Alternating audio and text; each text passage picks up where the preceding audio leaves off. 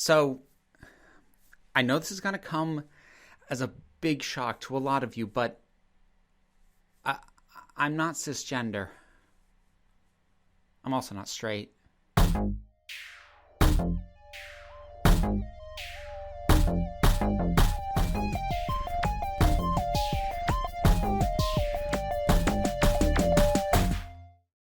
Whew, glad I got that off my chest.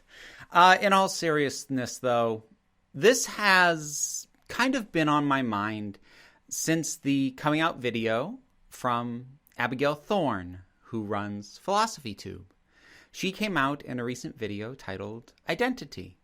And 2021 has been a bit of a year of coming out already for a number of people. Other notable examples so far this year include James Stephanie Sterling, who came out as non-binary and has begun hosting the Jimquisition in their non-binary finery, and also as a capper to a very heartfelt video about his experience being raised Jehovah's Witness, Chris Stuckman came out as pansexual. And there's a lot of, well, first of all, in all three cases, I support these creators. I think they came out in the way that was most comfortable for each one of them, and in all cases, I think it was lovely. Abigail came out in a very philosophical manner. Stephanie came out very in your face and boisterously, as is their wont, and Chris almost seemed a little hesitant, but since he was dealing with so much other stuff in that video, he decided to rip off all the Band-Aids, and he seemed really relieved for having done so. Now, even though we've had a cluster of these in the last few months, it's not exactly an absolutely new phenomenon. Natalie Wynn over at ContraPoints had developed a decent following back when she was presenting more masculine or sort of genderqueer-ish and not flat-out femme. Arguably, the YouTuber who had the largest following prior to coming out was Eugene Lee Yang over at Try Guys, who came out a couple years ago in fabulous fashion to announce to the world that he is gay. But I don't actually really want to talk about the coming outs themselves, largely because it's not something you can really make broad statements about. Some people have spoken very eloquently about some of the specific instances. Jessie Gender did a wonderful video talking about the impact and the influence of Abigail's coming out video. But you certainly can't make bold statements because coming out is an incredibly personal experience. It's very different for everyone who has to do it. So rather than try and lump them all together, and I think kind of do a disservice to them, I instead want to talk about something that I have seen start to happen in terms of the conversations around creators who have come out. And something that I think some people, it would be helpful for you to hear, a certain trap that some people are falling into. So a bit like when I talked about Elliot Page, this is more about the way in which we discuss these creators than about the creators themselves. Now, if you didn't see my video on Elliot Page, which I'd encourage you to do, I'm not going to be reiterating too many of those points, but just quick reminder, if somebody comes out as a new name or pronoun preference and or gender, you need to refer to them as such, even when you are referring to work that they did prior to coming out or prior to transition, public, visible transition. So when you talk about Abigail in PhilosophyTube, it's Abigail. It's she, even if you're talking about work that she did years ago while in no way presenting as feminine. So that's basic, just to reiterate that. But instead, I want to talk about something that I tend to see, which is fans, well, possibly detractors as well, but anyone who's going to knock on a trans or LGBTQ plus or whatever person for coming out is an audience who isn't going to listen to me in the first place, so I'm not really going to deal with them. But I have seen fans and people in more or less good faith start to become speculative in terms of doing things like going back through old videos, looking for early indicators, looking for signs, and starting to try and construct a timeline of transition or gender identity or sexuality acceptance. And while I'm going to talk about this through the lens of LGBTQ and queer identities and coming out as such, what I'm going to say actually applies to basically any time any creator brings to the attention of the public something about themselves that was not known and is in contradiction to what the assumptions might have been about them. So, as another example, if a creator comes out and begins to talk about having depression or anxiety or any number of conditions that affect their day-to-day lives, ADHD, for the record, anything like that, this sort of same thing does apply, where people will try and look for signs and or discuss new meaning behind things that they did previously. And to a certain extent, this is just going to happen. It's not something you can help. So if for whatever reason you find yourself looking at an earlier work before these creators came out publicly, and you happen to know, like if you're not scouring it looking for things, but if you're just watching because maybe it's one you haven't seen before, maybe you felt the need to refresh yourself on it, your brain is going to start to look for patterns because that's what human brains do. That's fine. You can't help that. I can't help that. But what you can help and what you need to be careful of and watch out for is don't start to take that attempt from your brain to recognize patterns. Don't then make the mistake of trying to build a narrative of somebody else's life absent their input or consent. So there are some creators out there who have been open about the timeline of their own life and journey of self-discovery. Heck, I wrote a freaking book about mine. So some of us are fairly public, and I, for one, have always been pretty open about answering questions about it. But if they are not like that, if a creator doesn't give you specifics, doesn't give you a timeline, doesn't break it all down for you, it's very invasive to try and do so anyway. To bring up Abigail again for a moment, in her video, the only frame of time that she gives is 1 year. And that is the length of time that she says she has been out to the people closest to her in her day-to-day life. That gives no indication of what her journey was like prior to that, or how long it took, or how many steps there were, how long was the questioning period, any number of things. And it's rude and invasive to try and assemble that information.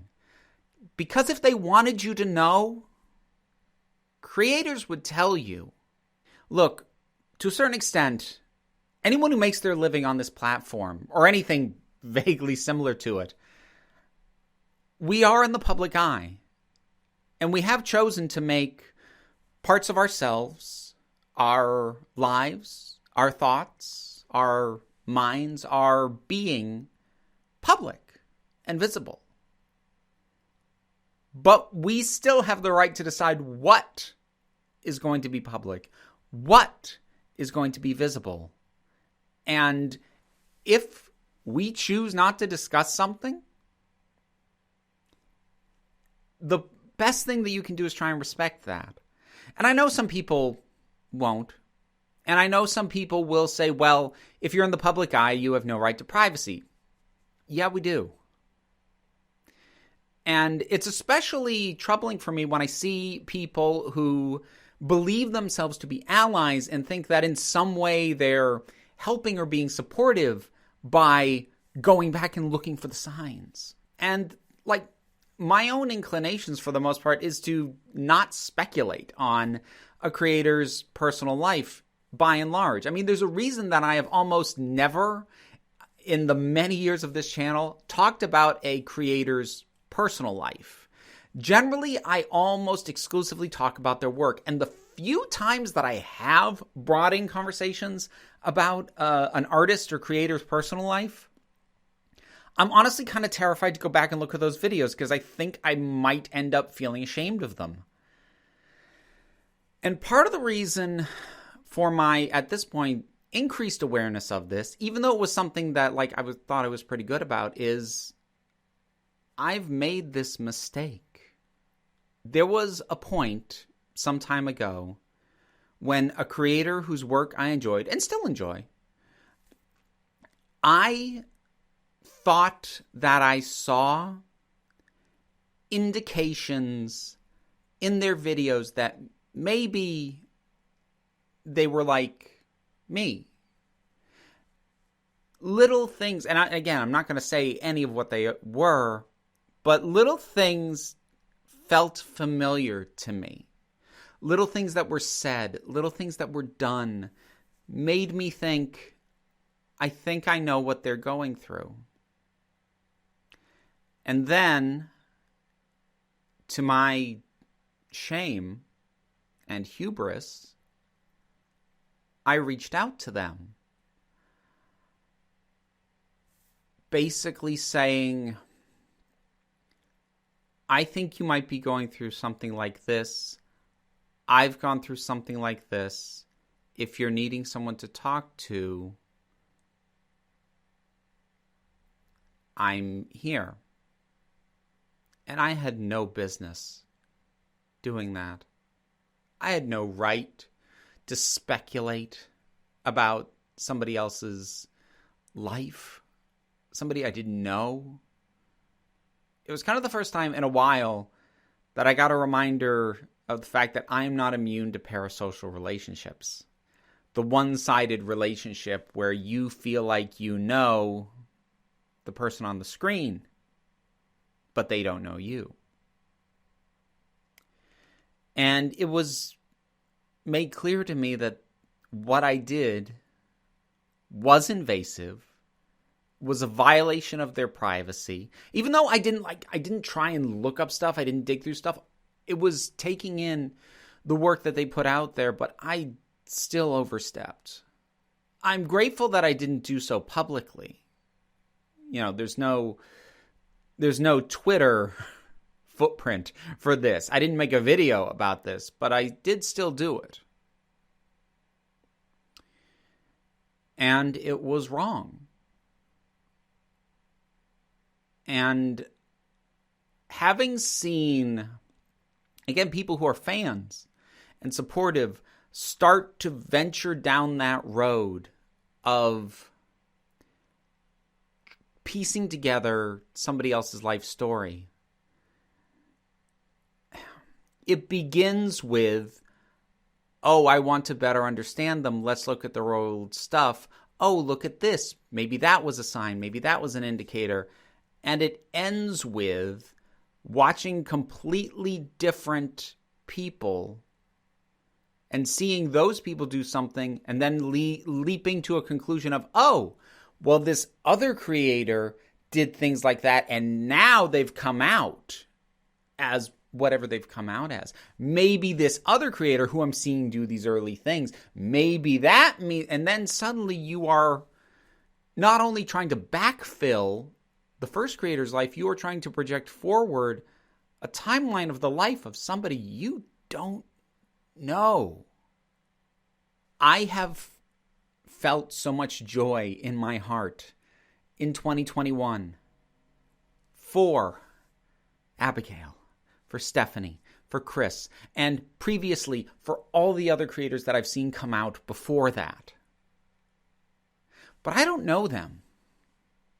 I don't know any of them. And neither do you.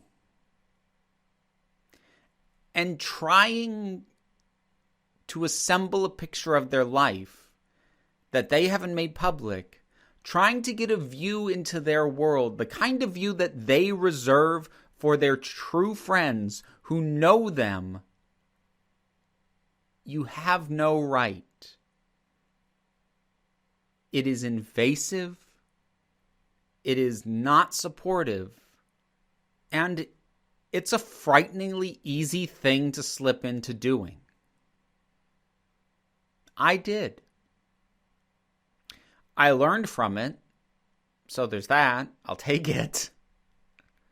I've seen in too many spaces, in too many areas, people start to head down that same road.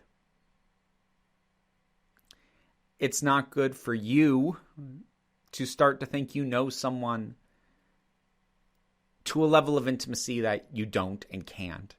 And it's not good for them to have people doing that, especially if they're doing that in any kind of social forum, on Twitter, on Discords, in YouTube channels.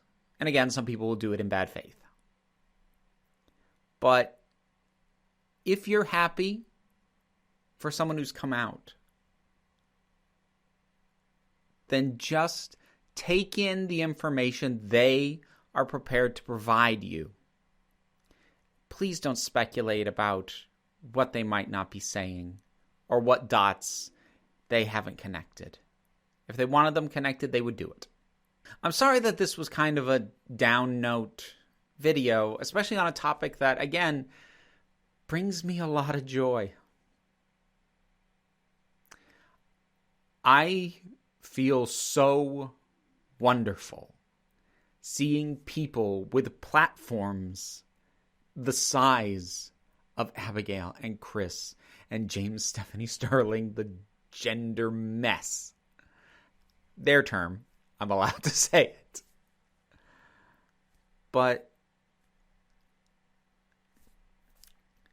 And obviously I had my coming out experiences, but I had it at 10,000 subscribers.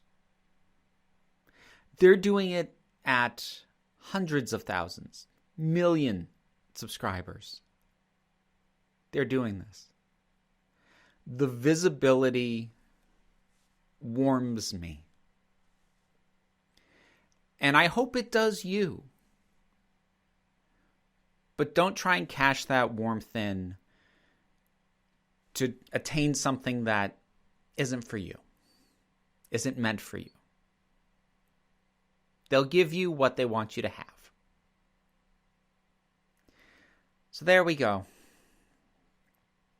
Sort of how we talk about and process people who come out. And again, applicable to much more than just LGBTQ plus people, but that's my experience, so that's how I'm going to talk about it. Thank you very much for listening. Thank you for your time and your support. This video is made possible by my patrons. If you wish to support what I do, there's the thing. There are rewards for every tier and all that sort of thing. I also have merch. Links to other social medias are down in the description. But you don't have to do any of it. Because at the end of the day, you are the council and I'm only running the meetings. And just remember, even if you make mistakes, like I did, you are beautiful, you are valid, and you are loved.